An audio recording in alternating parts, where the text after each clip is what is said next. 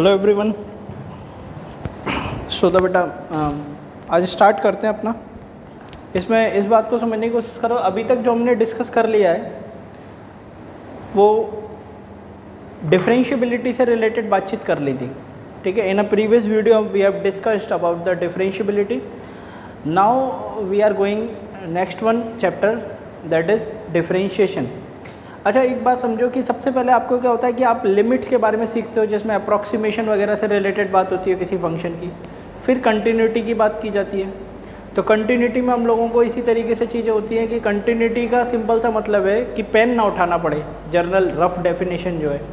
उसके बाद में नेक्स्ट जो आपका आता है फर्दर, इसमें आर्टिकल आता है, that article known as differentiability. Differentiability का क्या मतलब है, किसी पर्टिकुलर पॉइंट पर अगर फंक्शन का लेफ्ट हैंड डेरिवेटिव और राइट हैंड डेरिवेटिव के इक्वल आता है तो वो फंक्शन डिफरेंशिएबल भी होता है। तो इस बात को समझने की कोशिश करो। सिंपल सी अंडरस्टैंडिंग ये है कि कंटिन्यूटी चेक करने के बाद में फंक्शन कंटिन्यूस आ जाए एक बार, देन आफ्टर दैट आप डिफरेंशिएबिलिटी उसकी चेक करते हैं या पता करते हैं डिफरेंशिएबिलिटी के बारे में, उससे पहले नहीं पता करते, ठीक है। तो एक तो ये अंडरस्टैंडिंग।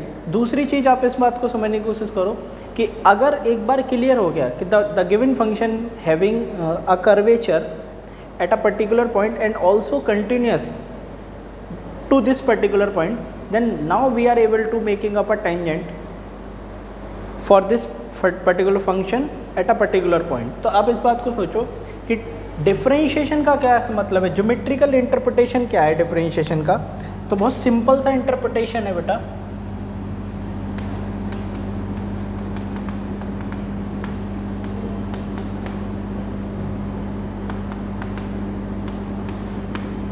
डिफरेंशिएशन का मतलब है for making up a tangent to a function at a particular point, ठीक है। डिफरेंशिएशन का मतलब लिख देता हूँ मैं definition, to making up a tangent to making up a tangent of any function at a point which is continuous as well as differentiable. To making up a tangent of any function at a point which is continuous as well as differentiable, यानी कि function differentiable है, यानी differentiability भी है, function continuous भी है, और differentiation करने के लिए कहा जा रहा है। तो सिंपल सी बात समझो, लेट अस सपोज कोई फंक्शन इस तरीके से है, ये आपका एक्स एक्सेस हो गया, हॉरिजॉन्टल एक्सेस, ये वर्टिकल एक्सेस, एक रैंडम कर्व है बेटा, और इस रैंडम कर्व के इंस्टेंटेनियस इस पॉइंट पर, जैसे कि लेट अस सपोज ये ए पॉइंट है, तो ए पॉइंट से गुजरते समय 100% तुम्हें क्लियर हो रहा है कि फंक्शन कंटिन्यूस है गुजरते समय, एंड ये सर्टेन हाइट भी मेंटेन करेगा यहाँ से लेके यहाँ तक, जिसको आप बोलोगे f of a, because the function having nature f of x, y equals to f of x function है ना ये। तो जब आप ए रिप्लेस कराओगे तो it maintains a height from above the x axis is h. तो ये इस तरीके की सी चीज़ें हैं। तो लेट अस सपोज ये पॉइंट जो आया आपका निकल कर पी पॉइंट है, जिसके कोऑर्डिनेट्स की अगर बात करें तो ए एफ ऑफ ए आ गया। तो ये जो पॉइंट है आपका,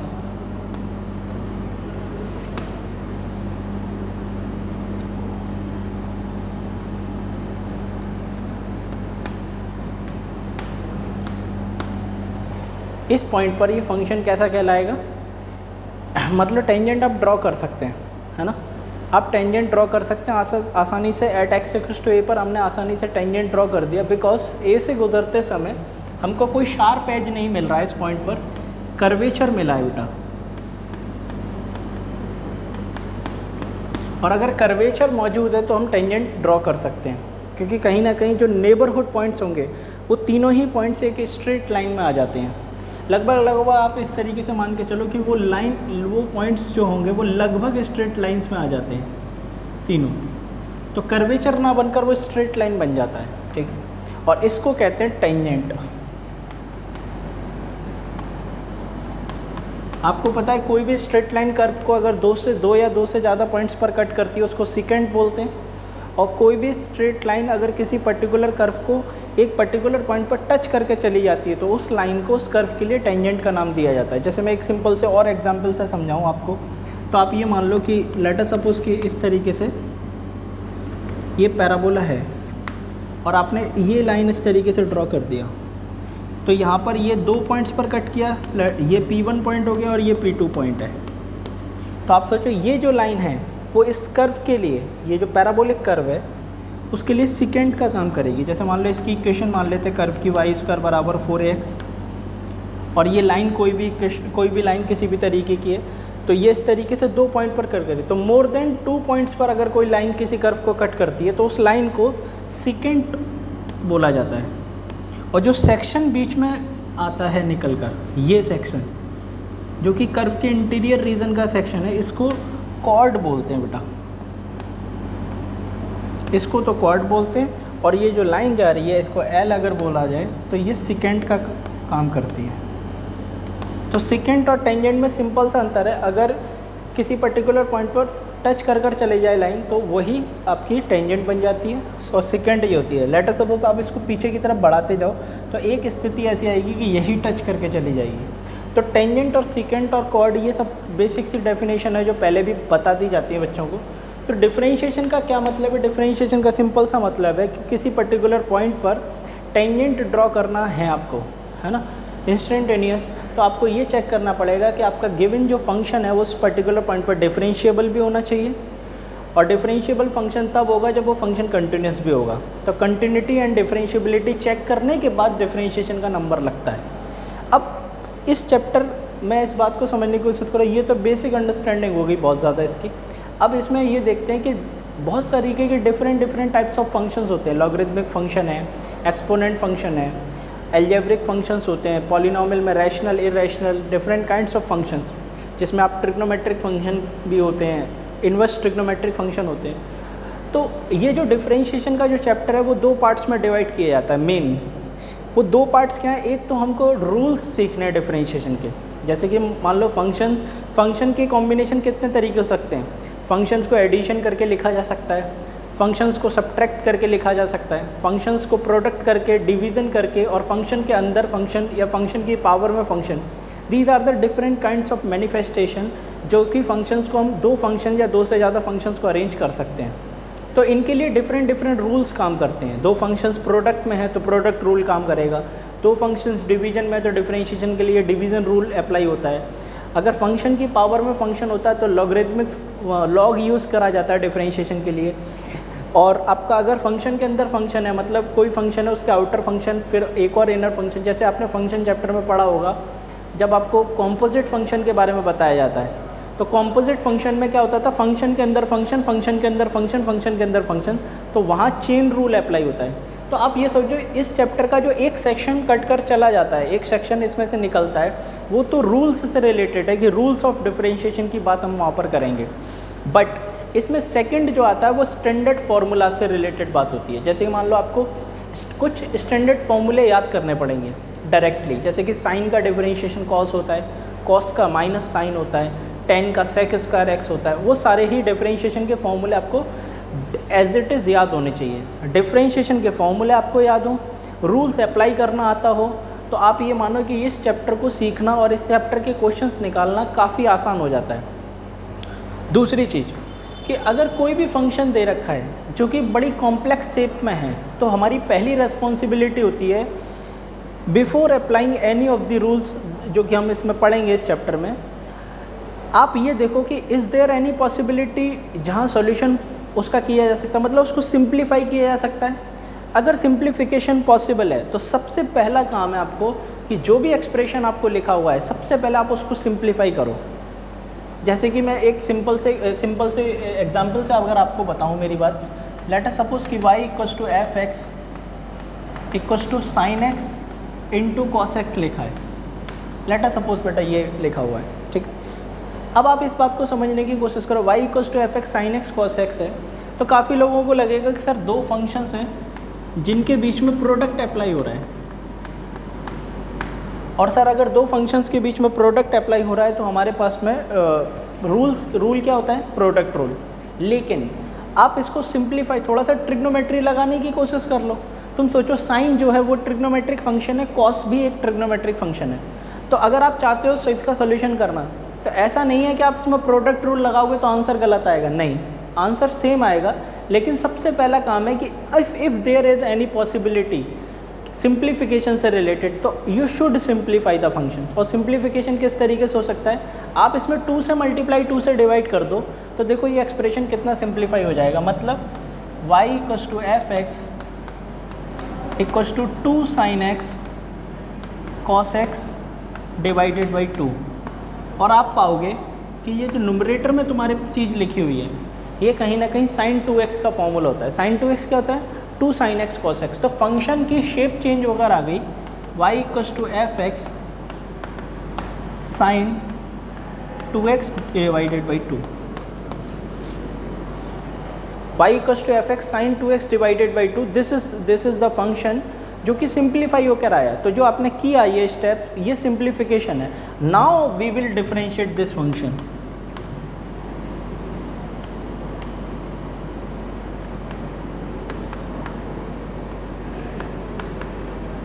मेथड ऑफ, तो आप इस बात को समझो कि डिफरेंशिएशन की रूल लगाने से पहले आप कोशिश ये करो कि जो फंक्शन दे रखा है, अगर सिंप्लीफाई हो सकता है, रूल बाद में लगाएंगे, पहले कोशिश करेंगे सिंप्लीफाई हो जाए। और अगर क्लियर हो जाए कि सिंप्लीफिकेशन नहीं हो सकता, जैसे एक एग्जांपल और लो, जैसे मान लो कहीं लिखा है y equals to 3 to the power x और log। अब बेटा आप कुछ नहीं कर सकते, 3 की पावर x एक अलग फंक्शन है, मतलब इसका नेचर किस तरीके का है, ये एक्सपोनेंट फंक्शन है। और जबकि ये जो फंक्शन आपको दिया हुआ है वो लॉगरिथमिक नेचर का फंक्शन है। तो आप ये समझो कि लॉगरिथमिक फंक्शन और एक्सपोनेंट फंक्शन में क्या हम कॉन्ड्रोम तैयार करेंगे। तो यहाँ पर आपको पहले ही विदाउट एनी सिंप्लीफिकेशन, आप सिंप्लीफिकेशन नहीं कर सकते, यहाँ पर आपको डायरेक्टली प्रोडक्ट रूल अप्लाई करना ही पड़ेगा।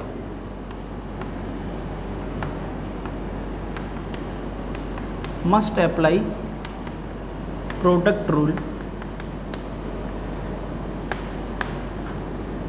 क्योंकि आप सिंप्लीफिकेशन तो कर नहीं सकते, तो डायरेक्टली रूल अप्लाई करो। तो मैं क्या कहना चाह रहा हूँ, इन दोनों एग्जांपल से मैं क्या समझाना चाह रहा हूँ, बस सिंपल सी बात समझो कि डिफरेंशिएशन का अगर क्वेश्चन मिले तो उसको देखते ही डिफरेंशिएट नहीं करना है। सबसे पहले कोशिश करो कि सिंप्लीफिकेशन का काम किया जा सके उस पर, और अगर सिंप्लीफिकेशन का काम किया जा सकता है तो you should simplify the function. सबसे पहले सिंप्लीफाई करो, देन आफ्टर दैट रूल्स लगाओ, ठीक है। तो ये दो आपके पास में एग्जाम्पल्स हो गए। बाकी डिफरेंशिएशन का मतलब क्या है, टेंजेंट ड्रॉ करते हैं बेटा, किसी कर्व को टेंजेंट ड्रॉ करने का मेथड होता है, और क्या डेफिनेशन, सीकेंट, कॉर्ड और ये सब चीज़ों पर आपको जानकारी होनी चाहिए, ठीक है। अब हम क्या देखेंगे, इसके कुछ फॉर्मूले देखेंगे। सबसे पहले फॉर्मूले याद कर लेते हैं। तो जितने भी फंक्शन की कैटेगराइजेशन आपने पढ़े हैं फंक्शन चैप्टर में, उन सभी के इंडिविजुअल फॉर्मूले होते हैं, और डिफरेंशिएशन करके उनके क्या फॉर्मूले फर्दर फंक्शन किस में कन्वर्ट हो जाता है उनके बारे में बातचीत देखेंगे। तो देखो स्टैंडर्ड फार्मूलाज के ऊपर अगर बात करें, standard formulas of differentiation,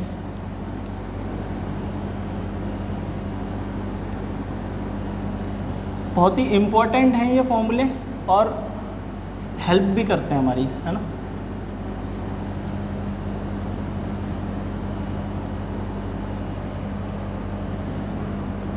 standard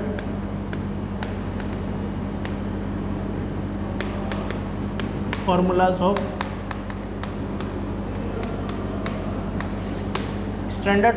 of differentiation, ठीक है।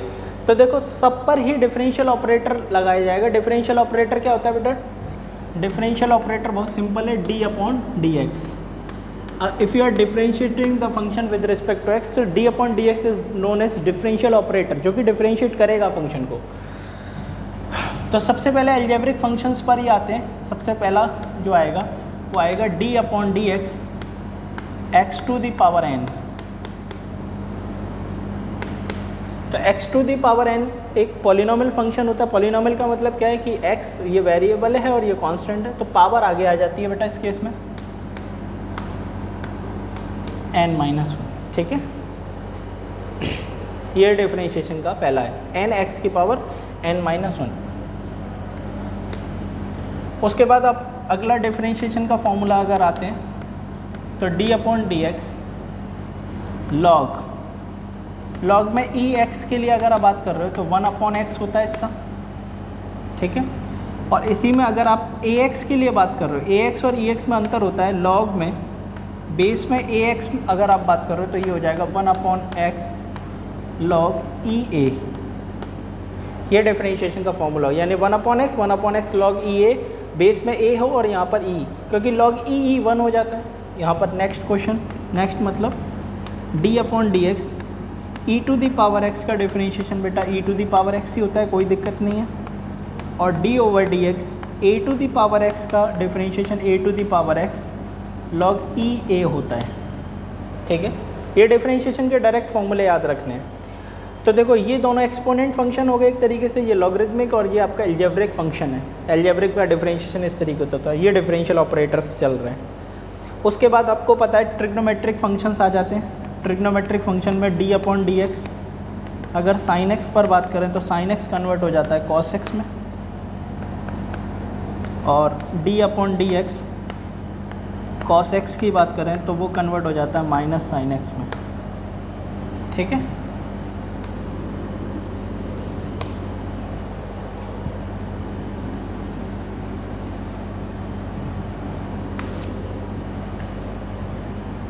ठीक है, तो ट्रिग्नोमेट्रिक फंक्शन में ये डिफरेंशिएशन का जो मैं बता रहा हूँ ये सेक्शन रहेगा।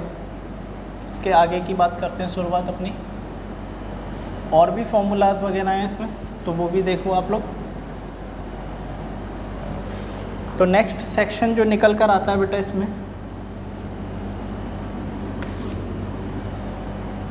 वो आपका है D upon D x sine cos tan की बात कर लेते हैं। तो टेन एक्स का जो डिफरेंशिएशन होता है वो होता है सेक स्क्वायर एक्स, ठीक है।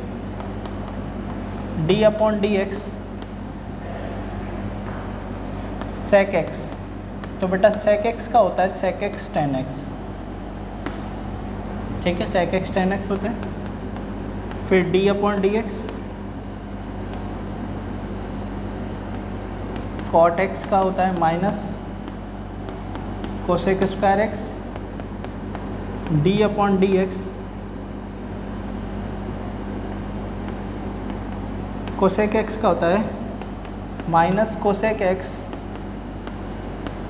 कॉट एक्स, ठीक है। तो तुम सोचो एन एक्स, ये सब डिफरेंशिएशन के फॉर्मूले हैं जो यहाँ तक आपको याद रहे। D upon D x cosec x का होगा minus cosec x cot X, D upon D x cot x का minus cosec square x, D upon D x sec X का सेक एक्स टेन एक्स का sec square x, ठीक है। तो ये trigonometric यहाँ से लेके यहाँ तक ट्रिग्नोमेट्रिक, ये एक्सपोनेंट, ये लॉगरिथमिक और ये अलजेब्रिक। उसके बाद में इनवर्स ट्रिग्नोमेट्रिक फंक्शन पर भी बातचीत करते हैं। तो लेट अस सपोज कि d upon D x sine inverse x equals to होता है 1 upon square root 1 minus x square. अब ऑफकोर्स इधर कंडीशंस वगैरह भी चलेंगी, लेकिन अभी हम कंडीशंस की बात नहीं कर रहे। D upon D x cos inverse x होता है minus 1 upon square root 1 minus x square, ठीक है। फर्दर हम नेक्स्ट आगे बढ़ते हैं।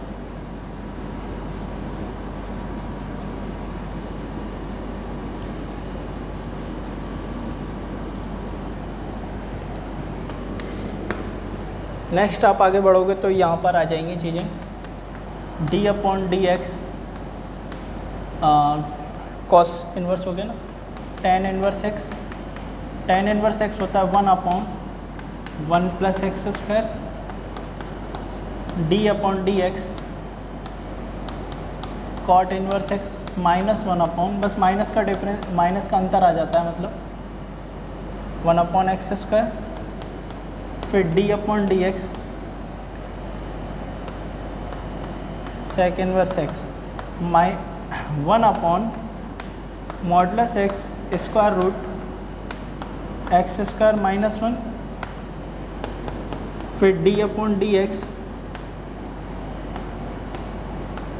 Cosec inverse x minus 1 upon modulus x square root x square minus 1, ठीक है।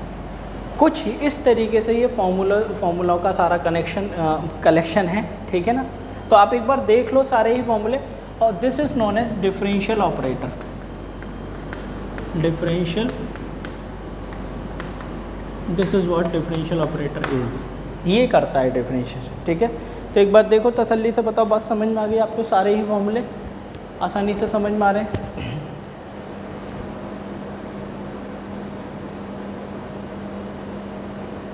लिटिल बिट अगर इधर का हट रहा है तो I can make little bit shifting so that you can easily see all these formulas clearly.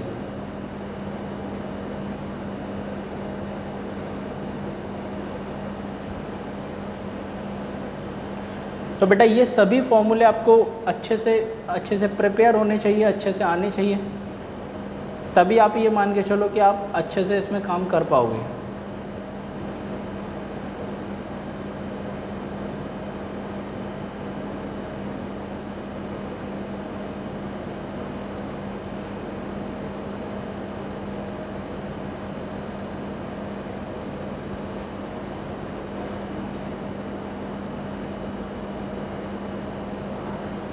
ठीक है,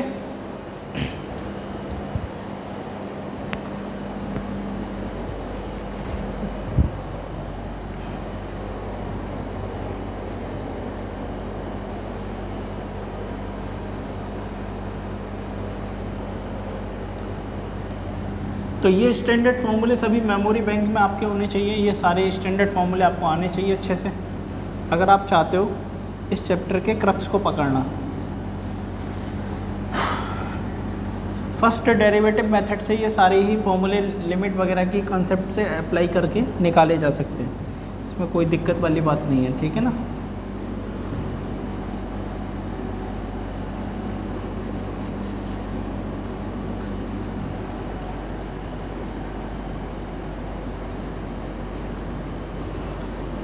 अब बात करते हैं बेटा, जैसे कि ये फॉर्मूलेस तो सभी आपको याद होने चाहिए, सबसे पहली बात तो ये सारे फॉर्मूले आपको पता होने चाहिए। उसके बाद अब इसमें आते हैं रूल्स पर। किसकी बात करते हैं? रूल्स की, कि रूल्स का क्या मेंटेनेंस रहेगा, ठीक है। तो रूल्स ऑफ डिफरेंशिएशन में अगर आप आते हो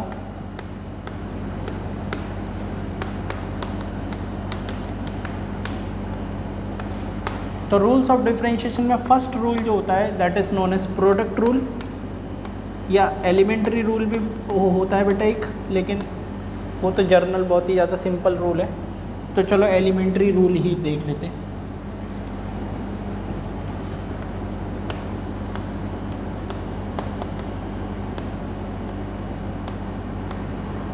एलिमेंट्री रूल सबसे फर्स्ट रूल है। सेकंड जो आपका आता है एलिमेंट्री रूल के बाद सेकंड जो रूल आता है इसमें दैट इज़ प्रोडक्ट रूल, ठीक है। थर्ड जो रूल आता है उसको डिवीज़न रूल के नाम से जानते हैं बेटा।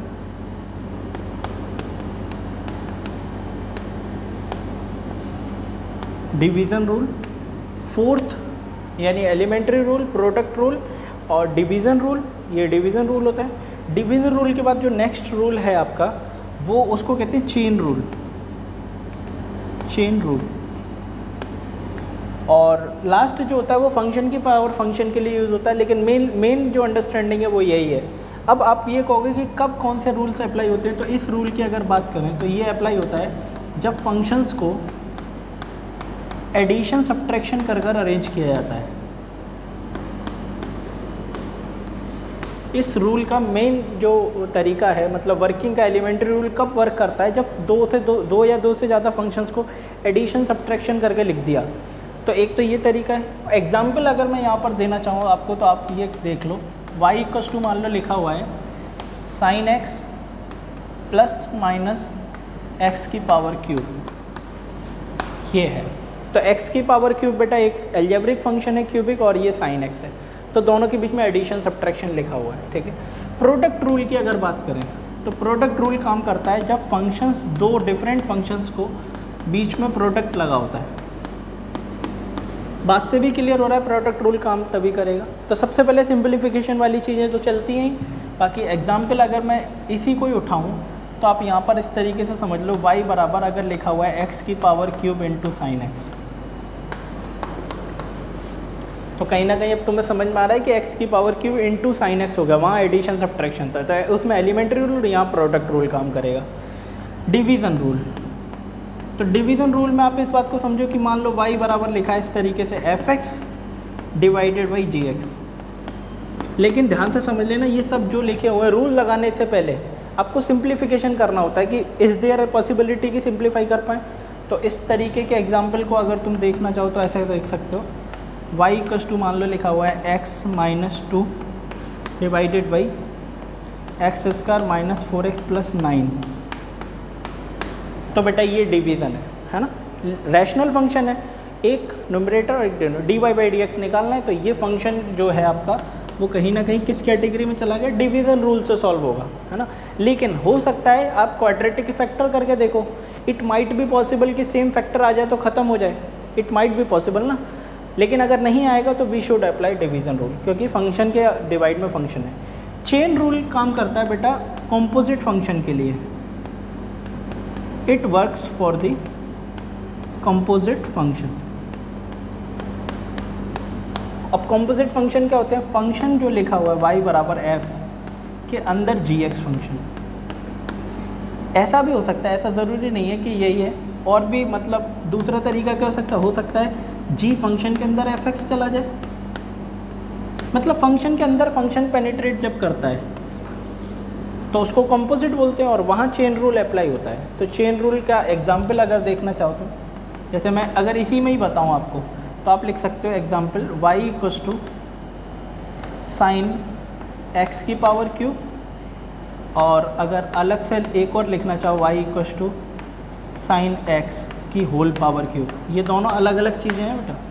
देखो साइन की एक्स की पावर क्यूब मतलब क्या है, एल्जेब्रिक फंक्शन अब अंदर है, लेकिन साइन एक्स अंदर है और पावर में इंडेक्स पावर क्यूब है, ठीक है। तो मतलब ये दो अलग अलग तरीके, तो यहाँ जो है वो अलग सिचुएशन है, ये अलग सिचुएशन है, दोनों ही फंक्शन अलग अलग है, ठीक है। वैसे भी आपको पता ही है कि साइन एक्स की पावर क्यूब और साइन एक्स की power whole cube, these are the two different approaches. तो आप ये समझो कि डिफरेंशिएशन के रूल्स की अगर हम बात करते हैं, कभी आपसे कोई कहता है कि रूल्स ऑफ डिफरेंशिएशन, तो सिंपल सी अंडरस्टैंडिंग है, डिफरेंशिएशन के रूल का ये मतलब है कि 4 रूल्स हैं आपके। एलिमेंट्री रूल जो कि एडिशन सब्ट्रैक्शन के लिए यूज़ होता है, 2 फंक्शन या 2 से ज़्यादा, और जब फंक्शंस को प्रोडक्ट किया जाता है 2 या 2 से ज़्यादा, यहाँ पर भी 2 या 2 से ज़्यादा फंक्शन प्रोडक्ट होते हैं, ये एग्जाम्पल है, तो वहाँ प्रोडक्ट रूल। ये सारे काम तब किए जाएंगे, रूल कब लगाए जाएंगे, firstly apply the simplification, firstly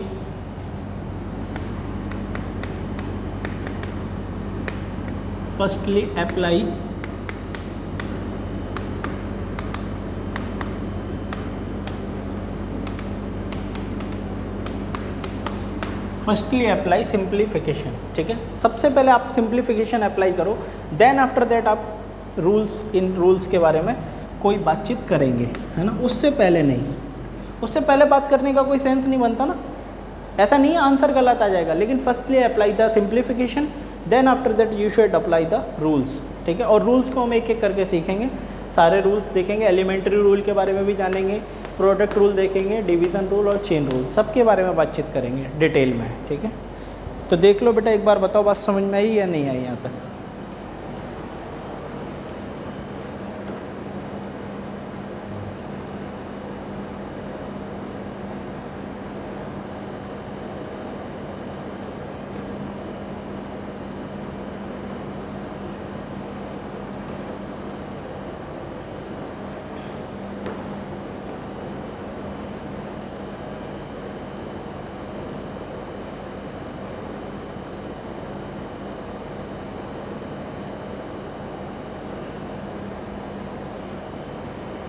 ठीक है,